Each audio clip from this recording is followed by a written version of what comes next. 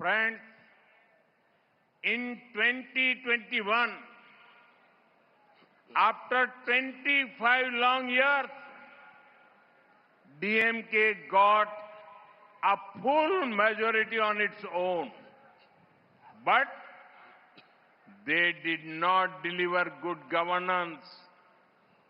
They looted the state. Further dynastic politics and ignored people's aspirations. Look at Madurai itself. Madurai stood with MGR, who loved the city immensely.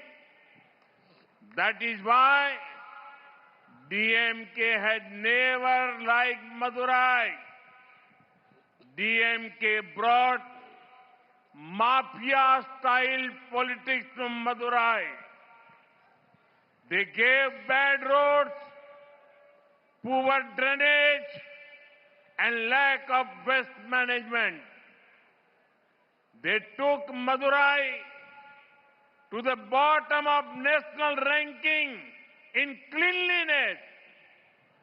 Even the DMK mayor of Madurai had to resign due to corruption. This is their model. Money for themselves. Problems for the people. நண்பர்களே, 2021ஆம் ஆண்டிலே 25 ஆண்டு காலம் நீண்ட காலத்திற்கு பிறகு தமிழ்நாட்டின் மக்கள் திமுகவிற்கு ஆதரவாக முழு பெரும்பான்மையை அளித்தார்கள். ஆனால் நல்லாளுகையை அவர்களால் அளிக்க முடியவில்லை. அவர்கள் மாநிலத்தை கொள்ளையடித்தார்கள். பரம்பரை அரசியலை முன்னெடுத்தார்கள். மக்களின் எதிர்பார்ப்புகளை மண்ணோடு மண்ணாக்கினார்கள். மக்களே, நீங்கள் மதுரையையே பாருங்கள். மதுரையை உயிருக்கு உயிராய் நேசித்த பொன்மனச் செம்மல் எம்ஜிஆருக்கு உறுதுணையாக உற்ற துணையாக நின்றது மதுரை மாநகர். ஆகையால் தான் திமுகவிற்கு மதுரை என்றால் வேப்பங்காயாக இருந்து வந்திருக்கிறது. திமுக தான் மதுரைக்கு மாஃபியா கொள்ளை கூட்ட ரக அரசியலை அறிமுகப்படுத்தியது. அவர்கள் என்ன அளித்தார்கள்?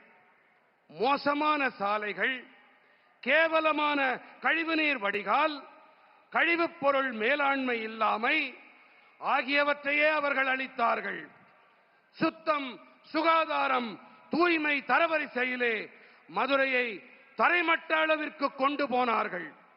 ஊழல் காரணமாக மதுரை நகர மேயரே பதவியை துறக்க நேர்ந்தது.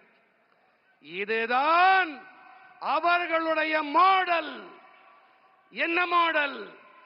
பணம் நமக்கு, பிரச்சனைகள் மக்களுக்கு. பணம்னா நமக்கு, பிரச்சனைனா மக்களுக்கு.